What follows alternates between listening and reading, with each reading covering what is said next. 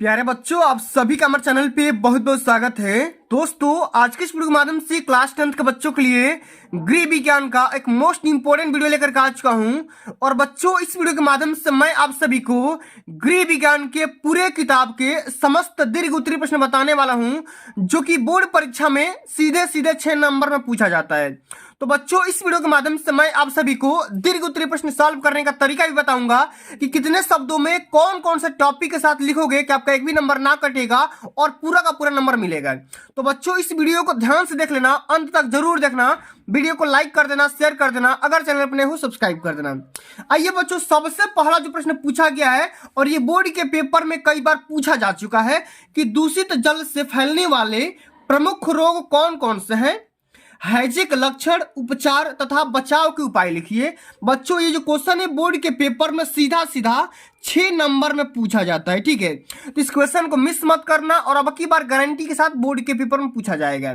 तो कैसे लिखेंगे कि दूषित जल से कौन कौन से रोग फैलते हैं, उनका सबसे पहले नाम लिखना है और यह भी बताना है कि हैजे का लक्षण क्या होगा, उपचार कैसे करेंगे और बचाव करने का तरीका क्या होगा, उपाय क्या होगा।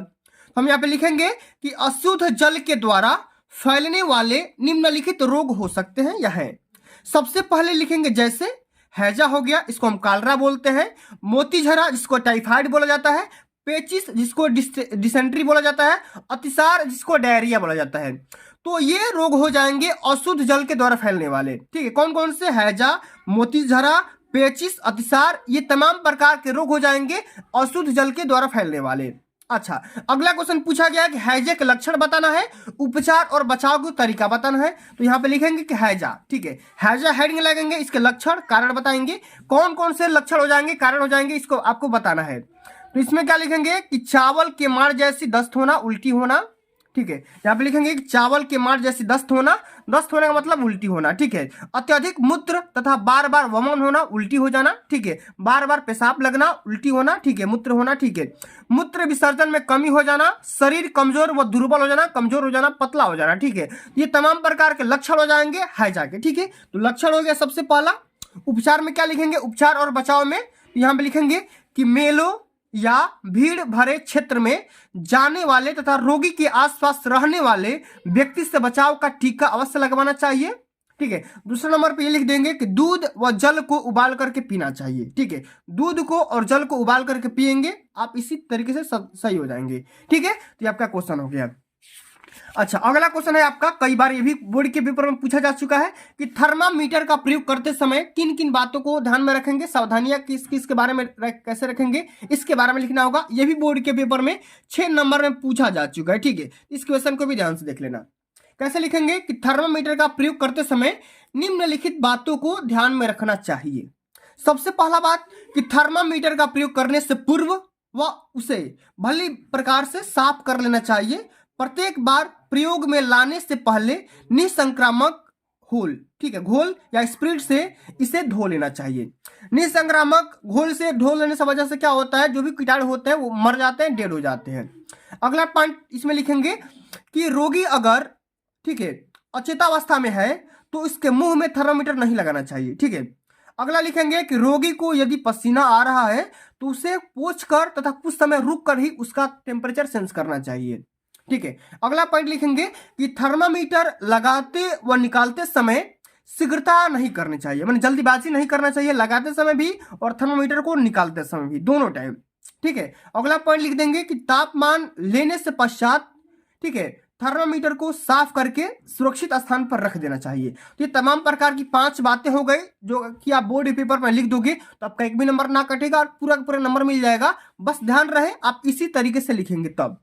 ठीक है, चलिए अगला क्वेश्चन क्या है बच्चा, ध्यान से समझिएगा। कई बार ये भी बोर्ड के पेपर में पूछा जा चुका है कि घायल के स्थानांतरण से क्या समझते हैं, क्या तात्पर्य होता है, स्थानांतरण की विधियां कौन कौन सी होती है, उसके बारे में लिखना होगा, उल्लेख करना होगा। ठीक है, तो यहाँ पे लिखेंगे कि दुर्घटना स्थल पर प्रायः चिकित्सा साधनों का अभाव होता है, इसलिए घायल व्यक्ति को किसी सुरक्षित एवं सुविधाजनक स्थान पर ले जाना हितकर होता है, लाभकारी होता है। परंतु यह कार्य इतना सरल नहीं होता है। क्यों? क्योंकि इसके लिए स्थानांतरण की विशिष्ट ज्ञान होना अति आवश्यक होता है। इसमें लिखेंगे आगे कि घायल व्यक्ति के स्थानांतरण के लिए स्ट्रेचर का सर्वोत्तम प्रयोग रहता है। स्टेशन मतलब एक स्थान से दूसरे स्थान तक ले जाने वाले वस्तु को हम बोलते हैं, इस बात को ध्यान में रखना। परंतु सामान्यतः दुर्घटना स्थल पर इसकी उपलब्धि बहुत ही कम होती है। ठीक है। अच्छा, अगला क्वेश्चन क्या पूछा गया, इसकी विधि बताना, कौन कौन सी विधि होती है एक स्थान से दूसरे स्थान तक ले जाने के लिए। इसमें कैसे करेंगे, ध्यान से समझिएगा, इसमें पूरा बढ़िया समझिएगा। इसमें लिखेंगे एक सहारा देकर के ले जाना। ठीक है। स्थानांतरण करने की कौन कौन सी विधियां होती है, इसमें लिखेंगे कि सहारा देकर के ले जाना, इस माध्यम से भी ले जा सकते हैं, गोद में उठा करके भी ले जा सकते हैं, पीठ पर लाद करके भी ले जा सकते हैं, या कंधे पर लाद करके भी ले जा सकते हैं। ये तमाम प्रकार की विधियां होती है जो कि घायल व्यक्ति को एक स्थान से दूसरे स्थान तक यानी कि हॉस्पिटल में पहुंचा सकते हैं। ठीक है। चलो, अगला क्वेश्चन क्या पूछा गया है, यहाँ पे ध्यान से समझिएगा कि कृत्रिम श्वसन से आप क्या समझते हैं। किसी एक कृत्रिम श्वसन विधि का वर्णन करिए। तो कैसे लिखेंगे, तो किसी कारणवश यदि फेफड़ों में स्वच्छ एवं ताजा वायु का आना जाना कम हो जाए या बंद हो जाए तो दम घुटने की स्थिति आ सकती है। ठीक है। माने कोई भी ऐसा रीजन हो सकता है जिस माध्यम से क्या होता है, इंसान को स्वच्छ एवं ताजा एयर यानी कि हवा अंदर नहीं जा पाता है। इसकी वजह से क्या होगा कि दम घुटना स्टार्ट हो जाएगा और इस कंडीशन में इंसान की मौत भी हो सकती है।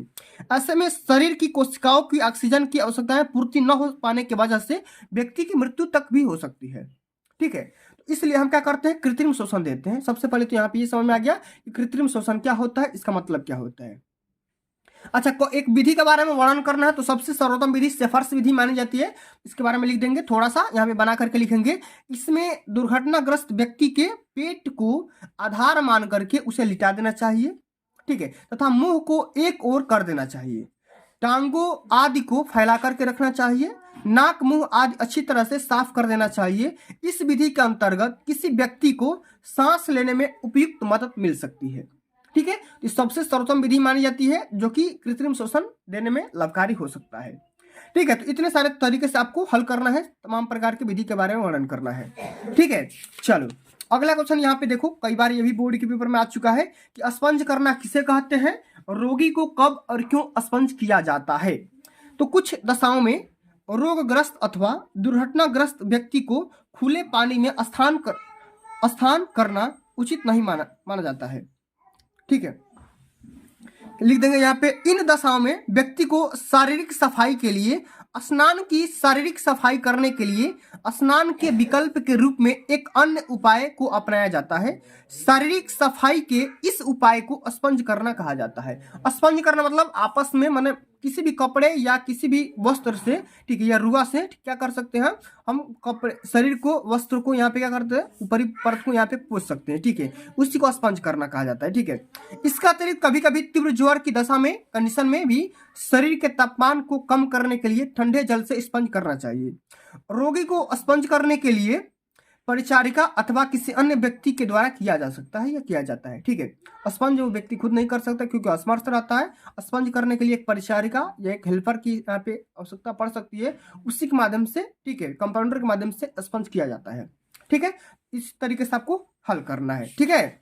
चलो, तो बच्चों आज के लिए बस इतना ही। अगर ये वीडियो आप सभी को अच्छी लगी होगी, हेल्पफुल लगी होगी, तो वीडियो को लाइक कर देना, शेयर कर देना, अगर चैनल पर हो सब्सक्राइब कर देना। जल्दी मिलते हैं अगली वीडियो में, तब तक के लिए जय हिंद, जय भारत, वंदे मातरम।